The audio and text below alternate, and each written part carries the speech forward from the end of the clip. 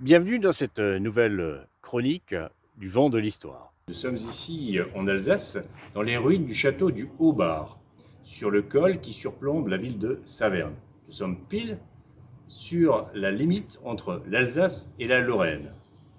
Ce château, construit au XIIe siècle, est appelé en Alsace et surnommé l'œil de l'Alsace. Il a été construit par les évêques de Strasbourg pour surveiller le passage entre l'Alsace et la Lorraine par le col de Saverne et par la vallée de la Zorn. La Zorn qui est une rivière importante par laquelle naviguaient pas mal de personnes et de biens pour le commerce entre l'âge du bronze et la fin du XVIIIe siècle.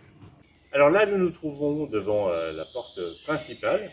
Ce porche a été construit dans sa première version au XIVe siècle par un évêque de Strasbourg qui s'appelait Jean de Lichtenberg, le bien nommé, Lichtenberg signifiant montagne de lumière. Alors cette personne, cet évêque, habitait le château.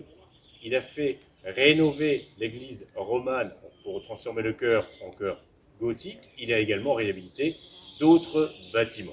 Voilà, on voit ici ces armoiries.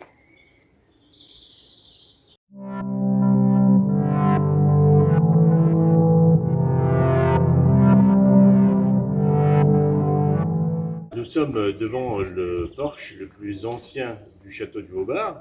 La porte, enfin ce qu'il en reste, cet arc derrière moi, la porte qui date du XIIe siècle, tout comme la chapelle qu'on aperçoit un peu derrière, qui est la chapelle Saint-Nicolas, qui elle aussi est une chapelle romane, qui elle aussi a été construite au XIIe siècle.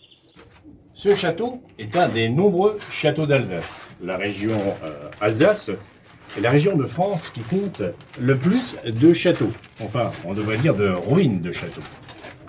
Parce que la plupart d'entre eux ont été détruits, notamment au cours du XVIIe et du XVIIIe siècle.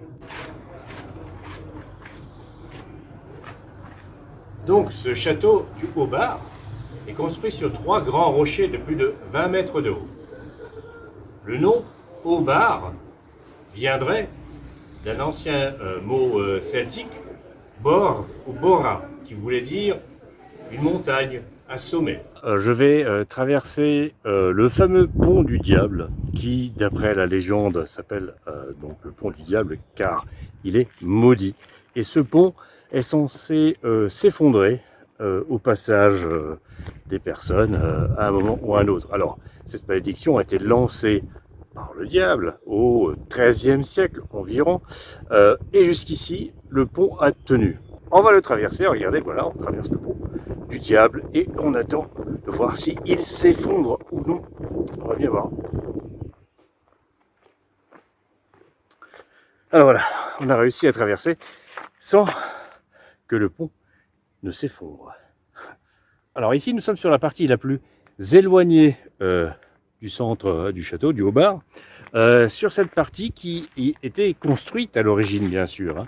Mais comme vous pouvez le voir derrière moi, il ne reste que quelques murs, vous voyez. Il ne reste que quelques murs du château qui se trouvait ici à l'origine.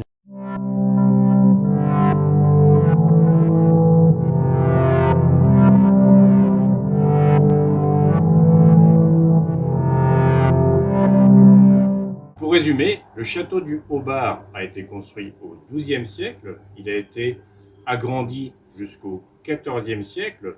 Au XVIe siècle, au XVIIe siècle, là encore, il a été amélioré pour qu'il puisse résister, pour que ses remparts puissent résister aux nouvelles armes, notamment à l'artillerie. Ce château est un lieu stratégique important, notamment durant les guerres de religion au XVIe siècle.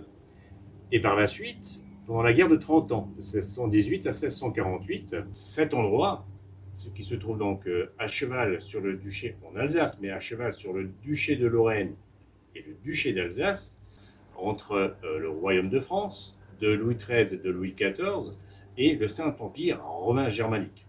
Et donc, les troupes françaises, en 1635, ont détruit ce château, cette place forte, pour qu'il ne puisse plus retomber aux mains des ennemis.